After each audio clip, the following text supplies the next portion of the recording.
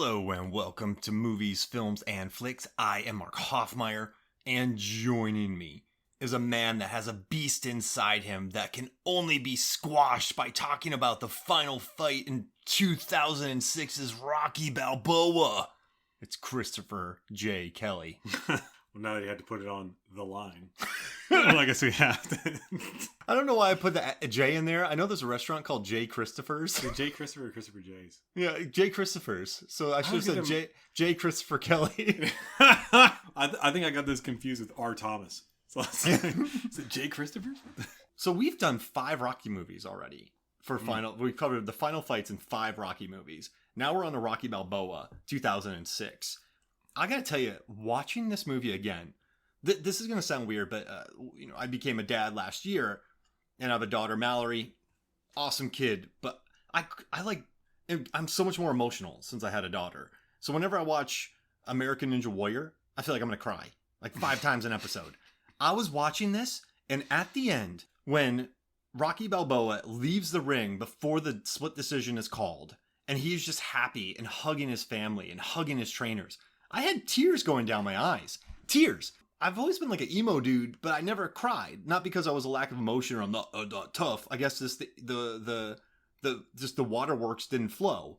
But I don't know what it is in the last year. But I gotta tell you, Chris Kelly, this finale of this final fight just made me cry, and it is unbelievable. It's a lot of emotion, and I think what it is that Rocky is retired. He's supposed to be 59 at this point. Insane. In real life, he was 60. Yeah. But he's being challenged by a younger boxer just to see if he can still do it. And I mean, the beautiful training montage with his trainer, and he's saying, you got calcium deposits, your knees are gone. So basically, we're going to have to work on some power bombs. Blunt force trauma, horsepower.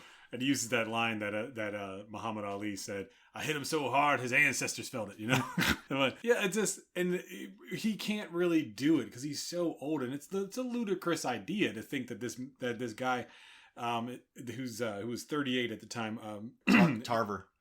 Antonio Tarver was 38 at the time. It's kind of ridiculous to think that Sylvester Stallone could beat him, but he really wants to train just to prove it to himself, not anything else. And that's what the whole purpose of the movie is that a man who was once in his prime, who has then gone down, he's now retired, he's become more of a celebrity within the Philadelphia community. He's more of I can't remember which boxer that Sylvester Stallone said he was using as his background was like the one boxer who became a restaurateur.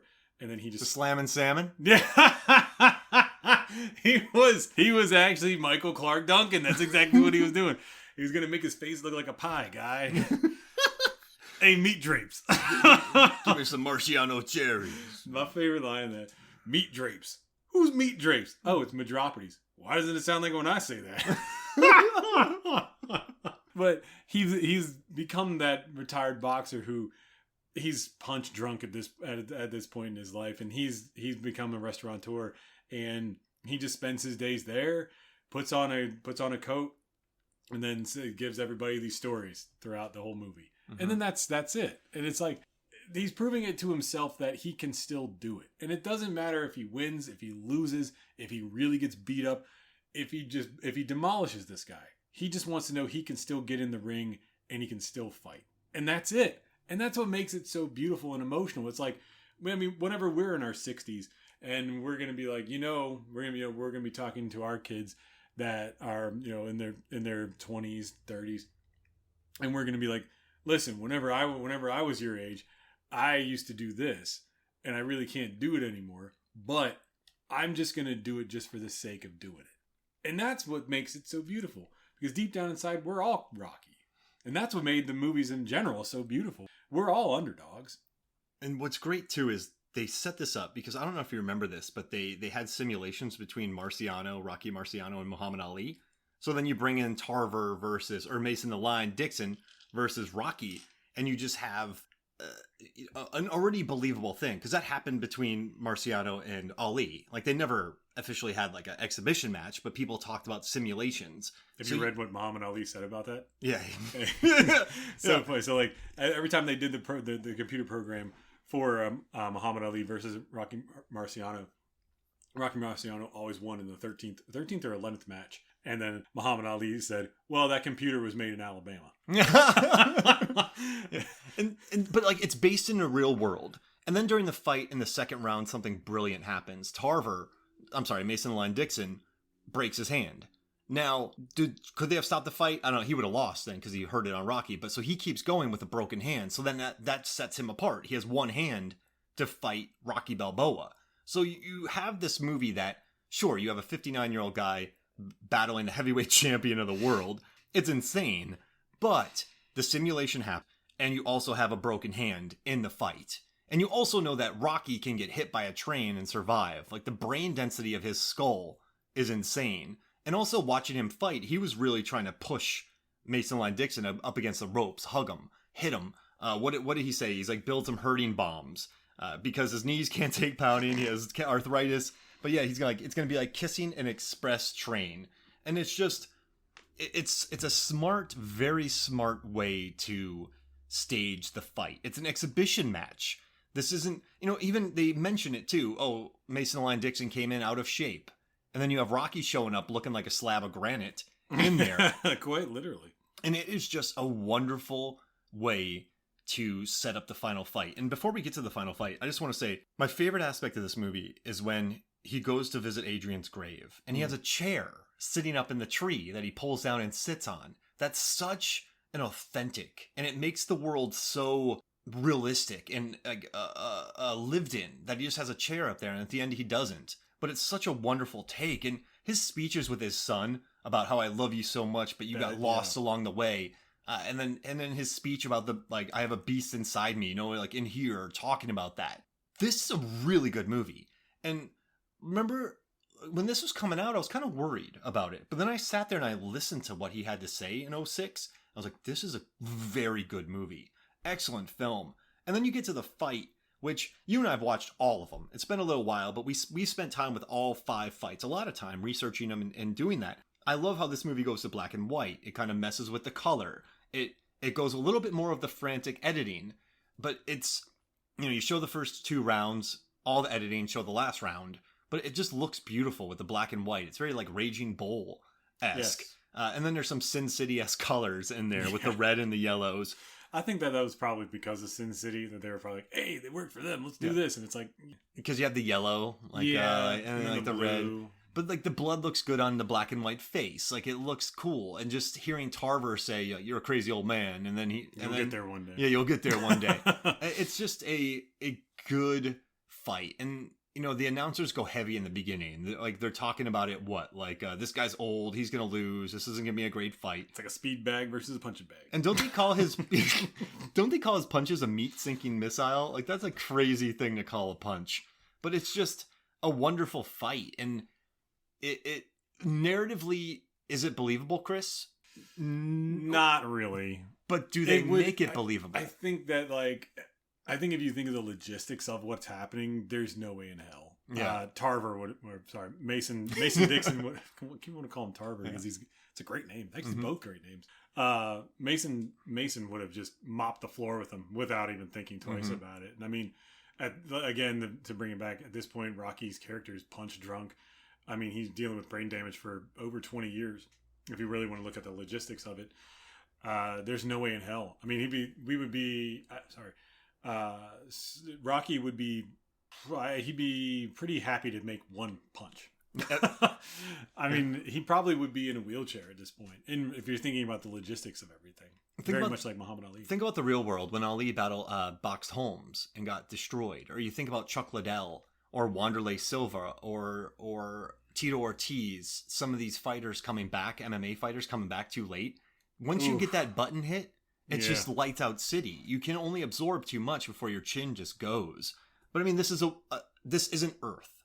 This is the Rocky world. Like the punches that Rocky has been hit with in the 5 prior fights to this, his head would be in Newark somewhere. So it would look like a pie, guy.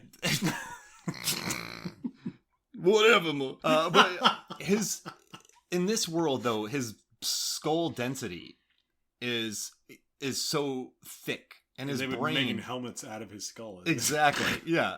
And so, that's the new Kevlar, is the whatever was from his skull. But it's in this world with the simulation, then with the broken hand. That's all you have to give me in a movie. Because then the movie's saying, this is why the fight's happening. He broke his hand. You already know that Rocky can get hit by a literal bus. If the bus from Final Destination hit Rocky, the bus would be destroyed, not Rocky, right? So you set it up in this world. It works really well. And also, you and I have dealt with a lot of extras. We started off as extras, stand-ins, then we started working with extras. The extra work in this is excellent. Like, they're going crazy in this. This would have been awesome to watch. So a little bit about that. They were there for a fight. I can't remember which fight it was. Bernard Hopkins and Jermaine Taylor. Oh wow, B-Hop. And they were piggybacking off of that because Stallone, with the budget and everything, they couldn't really afford to have that big crowd that they wanted to have, just like with the other Rocky movies. So they producers came up with the idea of going to Vegas. A little bit more to that.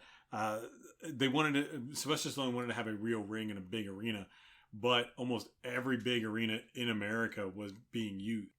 So Stallone came up with the idea of just piggybacking off of another fight. And he's like, we could shoot it. You can watch it in the behind the scenes videos. He's like, we're going to have to do this really quick because these people are going to want to leave. Mm-hmm. So they're not going to want to be here for that long. So we're going to have to shoot this. Then we can go. So they shot. I didn't rehearse the crap out of it. Oh God. You see him rehearsing mm-hmm. on that, in the behind the scenes videos that, he's like, you're going to have to put on their makeup like within 10 to 15 seconds. And you see that. That's why it's like they rush in there real quick and then come back out, shoot another couple of quick shots, go back into makeup for a split second, jump back in, back and forth.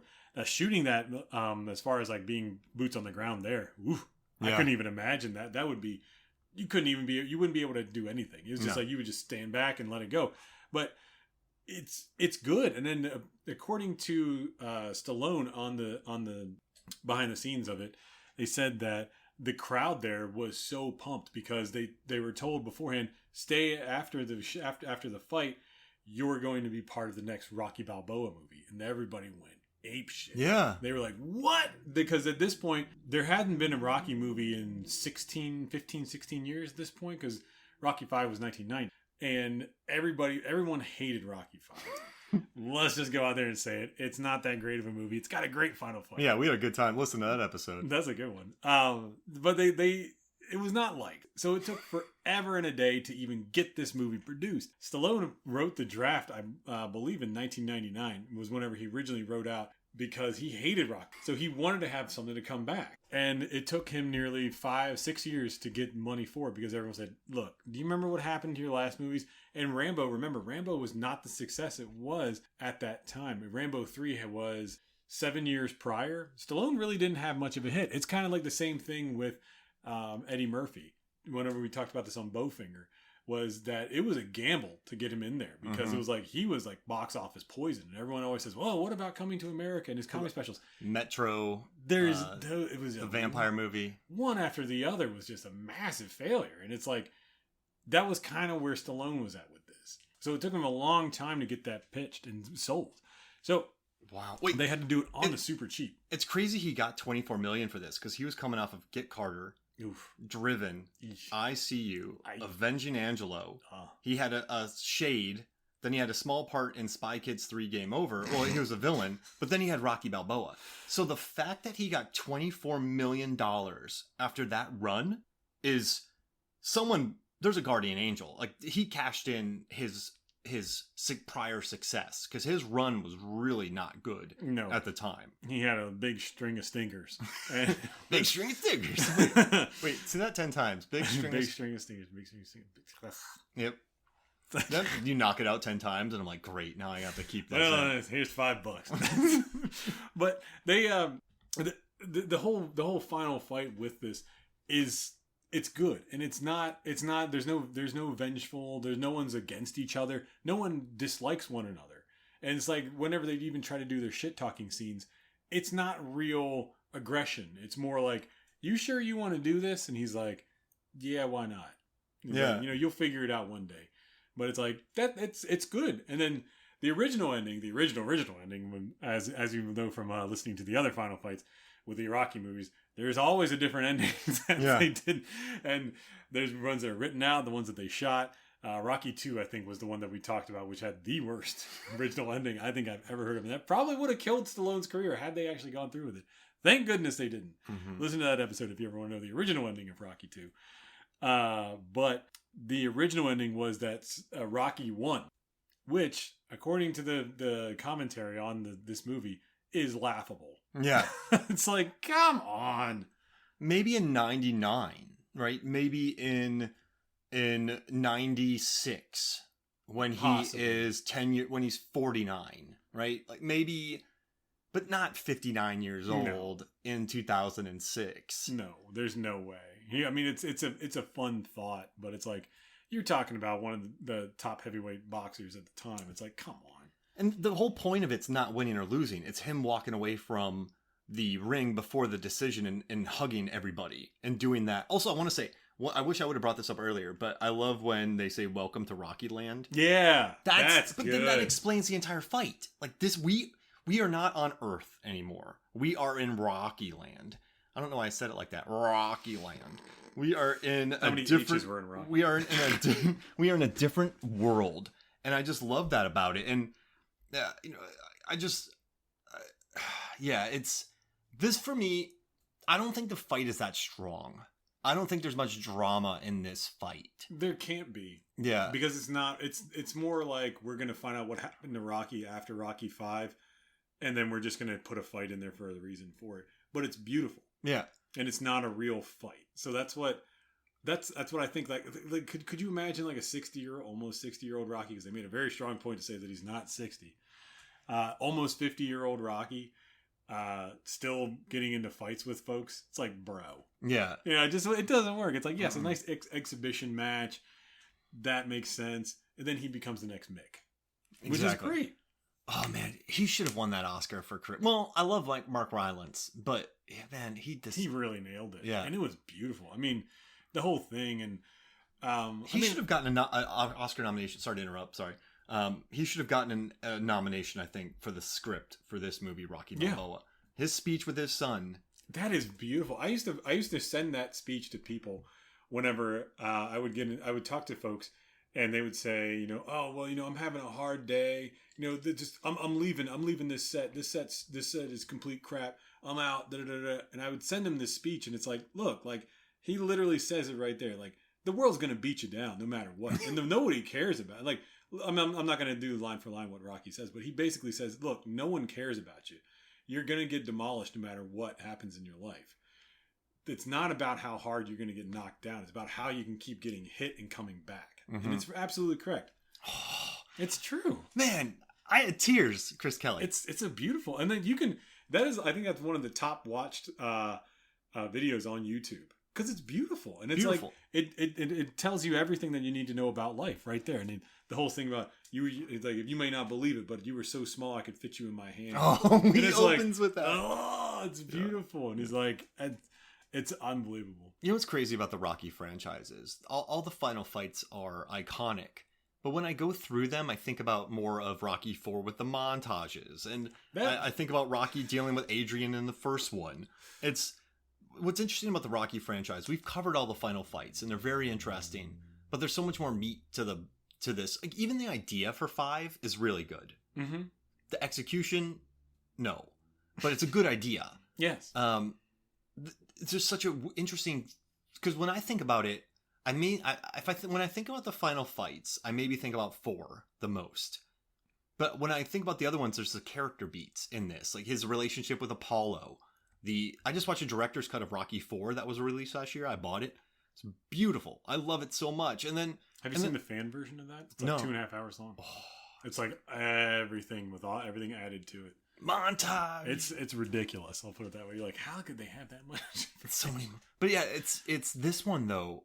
The final fight to me is not impressive. It is impressive. It's impressive with how they make you buy into it, because you have to have the guy break his hand. You have to know that Rocky is a slab of beef. Like, he had to get super jacked for this. And that speech about making him hit so hard and he's slow and just be an absolute tank, like, they really sold that. Mm-hmm. So I think everything leading up to the fight did the best job possible. And I know I keep talking about this, and I mean, they did over stylize it a little bit during the fight, but that does separate it visually from the rest of the fights. So I like that it's different visually than all the other Rocky brawls. Because like all the other Rockies have a very like structure of how they're going to do it. Like the first one has its look, the second one has a look, third one.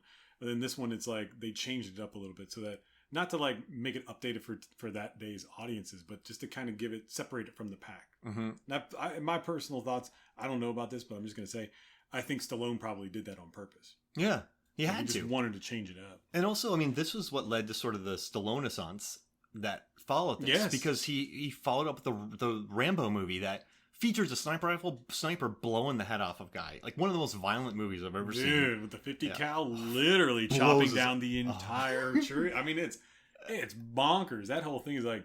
And then, oh god, like I could talk about. And then the Expendables movies that came out, which I enjoy all three. I don't care. I adore those movies. The thing about Expendables is that if you don't know what it is, you don't like it. But if you understand these people and you understand that, yes, you're watching the most ridiculous stuff that they're doing at their age. Yes, it's so good. And that's whenever we had a bunch of those other movies that came out, where you had The Mercenaries, which is the female version of the Expendables, then Red. Retired and Extremely Dangerous. Yeah, those movies all came out because it's a ridiculous concept and it's fun and it's a good time. And then he comes out with like Escape Plan, which does okay. He does Grudge Match with De Niro. That was a great movie. Man, that was funny. Really good. And then that kicked off to like the Creed films. I mean, this movie Rocky really propelled Stallone back into it, and he hasn't left since he got back. But because it's quality, this is a good movie. Okay, I have a question. Let's not talk about the final fights, but regards as like a movie with speeches and not montages, like where does this rank amongst the franchise?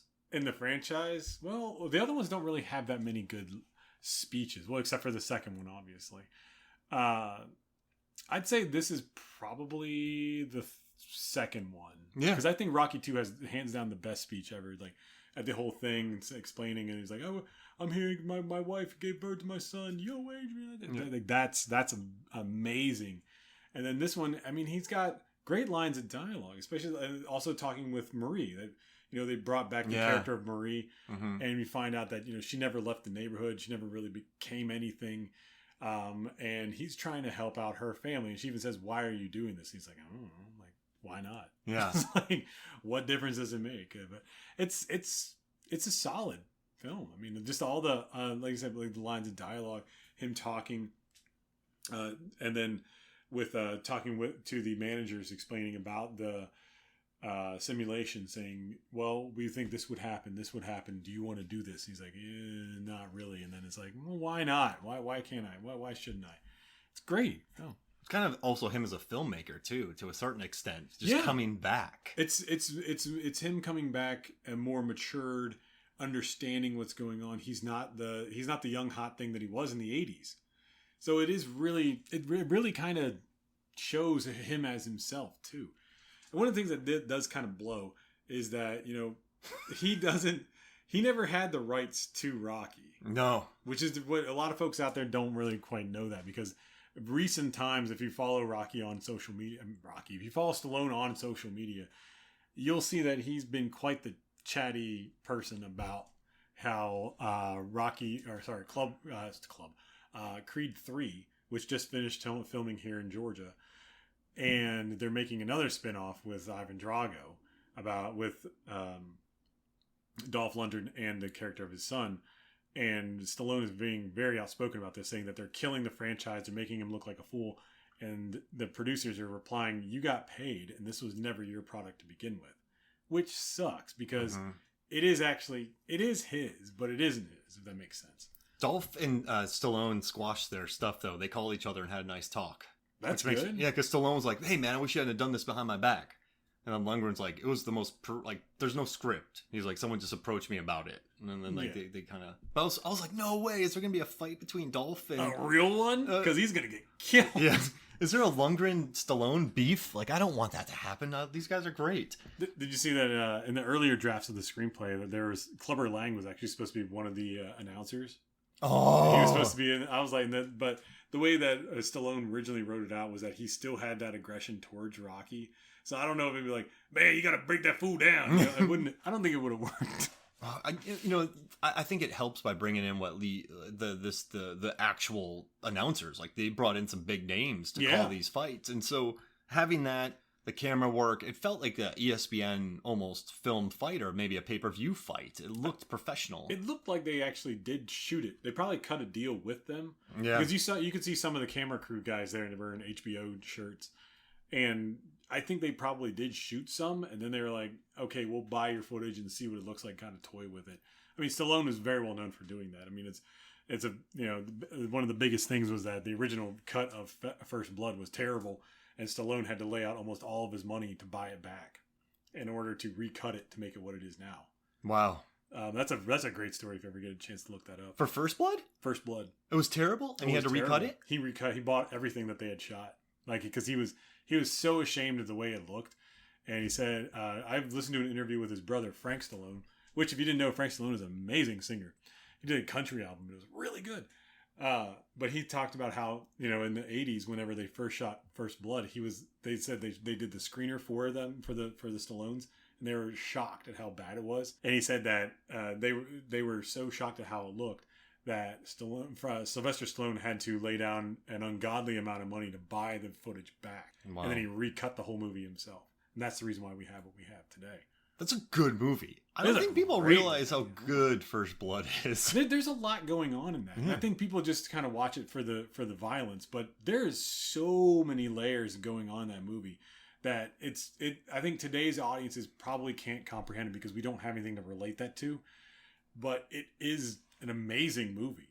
I think Rocky 3 and like Rocky 2 and 3 sort of make you forget about Rocky 1 because the bombastic aspects of those sequels make you forget that the first one was quite a small story about, you know, like PTSD and soul, you know what I mean? Yeah, it is about the PTSD and then the soldiers that had come back from Vietnam and how horribly they were treated in America. And it's a prime example is, you know, Rambo is walking down the road and the cop, who's Teasel, doesn't want Rambo in his town based on the way he looks.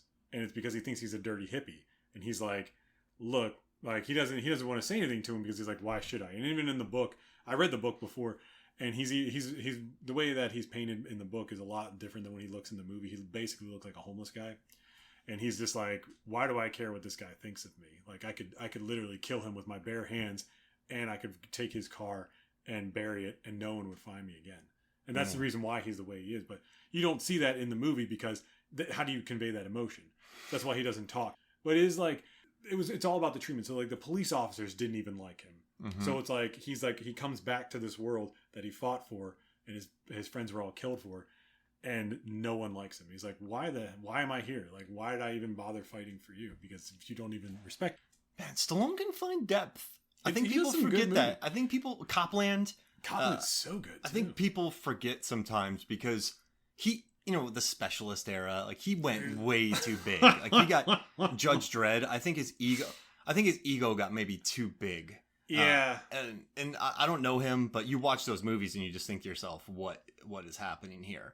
I mean, I think whenever he got involved with the Cannon Company, his ego just blew off the planet. Yeah. And he was making movies for $6 million and taking $4 million for his pay cut. I mean, it was like, at that point, it's like, okay, I kind of see where you're going at.